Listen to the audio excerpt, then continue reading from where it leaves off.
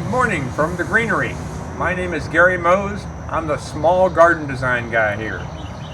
I think most of you know me as doing things like pool enclosures, entryways for yards.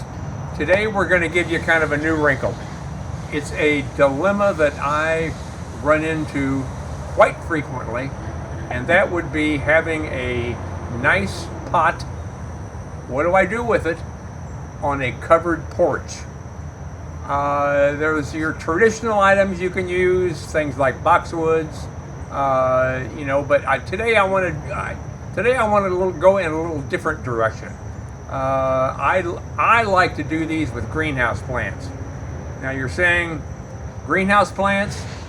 They may or may not last. Well, that's true depending on the winter. But, I think you'll see where I'm going here once I get started.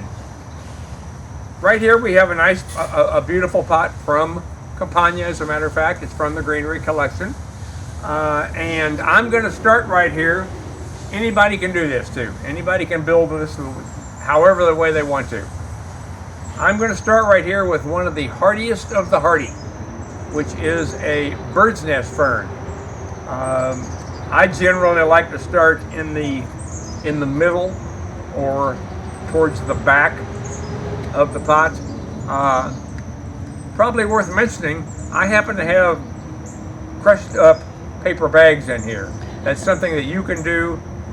One advantage of that is, rather than planting it, you can lift each of the plants out to water them probably once a week or so. So let's start with that bird's nest fern right in the middle, right there. Then we're going to add a couple of button ferns right here. Another good item for indoor-outdoor type of use. Always good to have something trailing over your pot. So I'm going to do a pothos right here. Also, that's going to begin to give us a little bit of color. Obviously, when you do these things back to front, you want the taller stuff in back.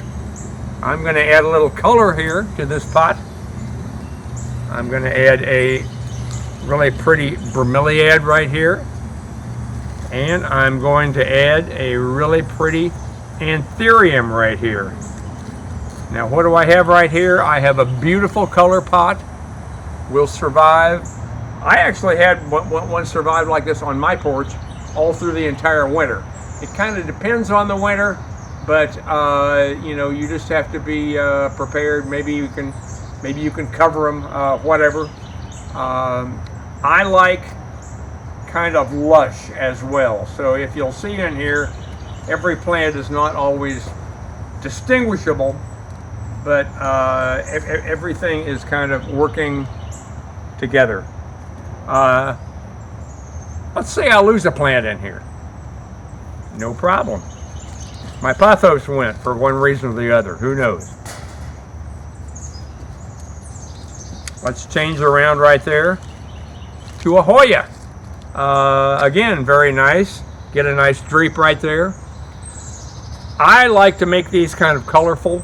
If for some reason you want to go a little hardier, let's take out the bromeliad and the anthurium and go with an old friend, the sansevieria right here, which is called a mother-in-law tongue. And we all know why it's called a mother-in-law tongue, because it's so sharp. Number 2 in hardiness, and I want everybody to remember about this plant today.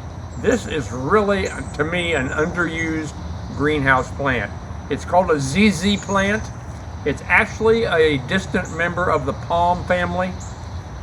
And let me tell you, this plant goes anywhere indoors.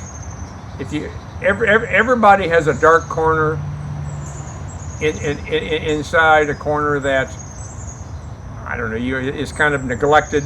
ZZ plants thrive on neglect. So if you want something hardy, you can't beat using a ZZ plant. I'm gonna switch out right here. Back to the colorful guys.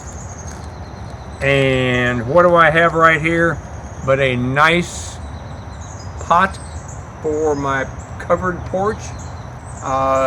Should survive up to and through the winter.